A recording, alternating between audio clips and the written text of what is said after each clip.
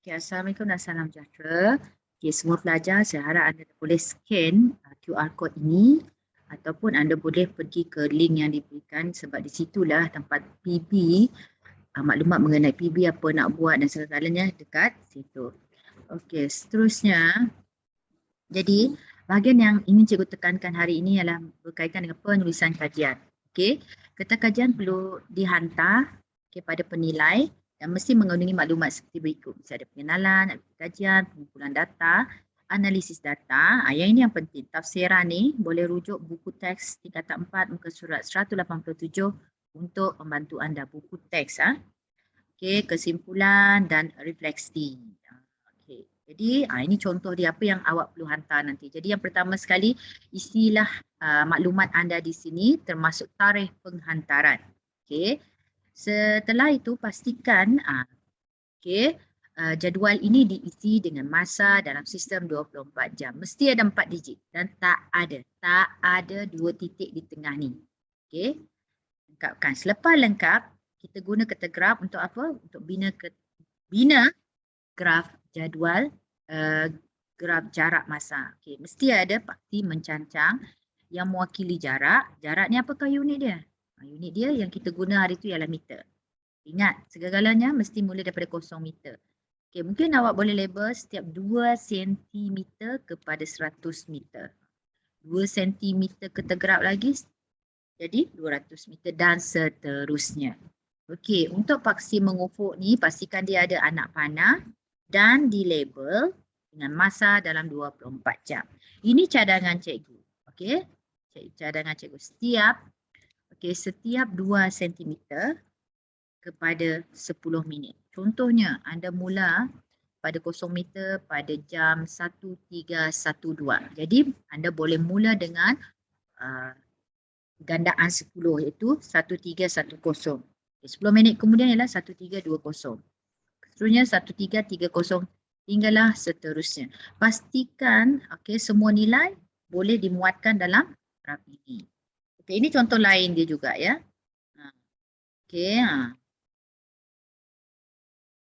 Contohnya anda mula pada pukul 9.12. Mungkin boleh anda mula dengan 0910. 10 minit kemudian ialah 0920. Mesti graf jarak yang skala yang seragam. Okey, setelah anda sediakan skala dia. Okey, sebelum tu saya dapati sepanjang buat PB ni ada pelajar yang tak tahu nak memplot sebab dia tak pandai baca graf. Okey, nilai E ni berapa? Kita kena lihat 9.20 hingga 9.30 ada 10 minit. Ada 10 kotak. Maksudnya, satu kotak ini mewakili 1 minit. Jadi E ni nilai dia adalah 0921. F pula ada 5 kotak selepas 0920.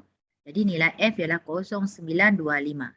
Kalau satu kotak sebelum 0930, maksudnya nilai G ini adalah 0929. Okey, memplot graf. Anda plot. Ada 12 titik.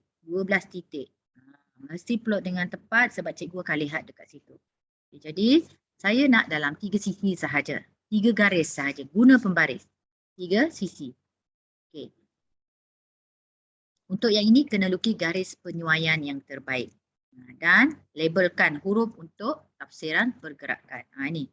Satu sisi. Nampak? Satu sisi. Okey, 2 sisi dan sisi yang ketiga. Ini yang cikgu katakan sebagai garis penyuaian yang terbaik. Okey, seterusnya labelkan. Kita mungkin boleh mula dengan masa yang pertama pada 0 meter ya. A kat sini, B, C, di sini D.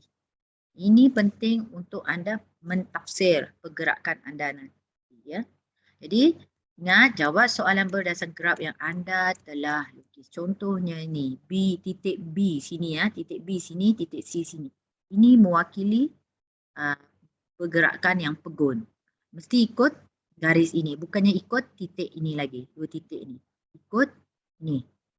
Sepanjang garis yang mewakili garis gerakan yang pegun.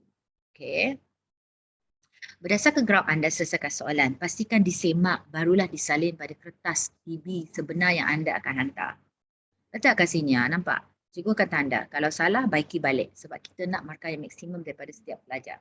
Ini soalan yang perlu anda jawab. Okey, perlu anda jawab.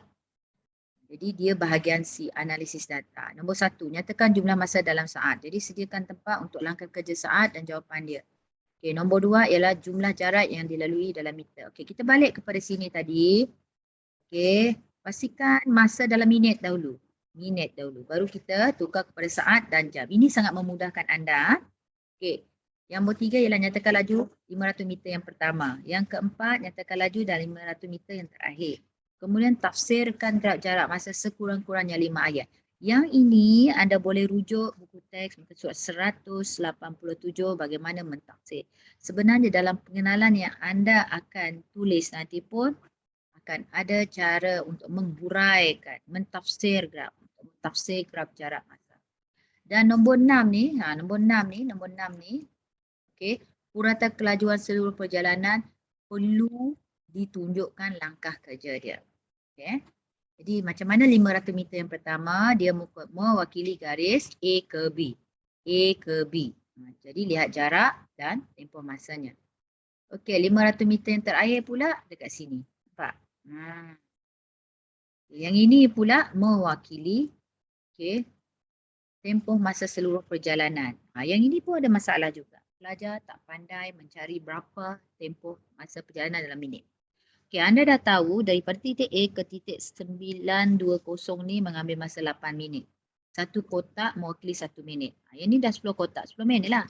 Maksudnya ini 8 minit, tambah 10 minit, tambah 10 minit lagi kat sini, tambah 10 minit, 10 minit, 10 minit, 10 minit. Jadi berapa?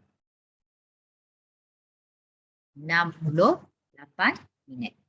Daripada 68 minit baru anda tukar kepada saat dengan cara per minit. Darab dengan 60 untuk tukar jadi saat. Okey. 68 bahagi 60 untuk tukar dia daripada minit kepada jam. Okey. Selesai menjawab soalan barulah selesaikan yang lain seperti pengenalan. Anda salin je semua ini. Okey. Macam ni. Ini contoh. Salin je. Salin. Okey. Untuk objektif pula kita berdasarkan standard kandungan yang pertama iaitu melukis graf jarak masa perjalanan saya pergi dan balik dari mana ke mana. Ingat, kata nama khas mesti bermula daripada huruf besar.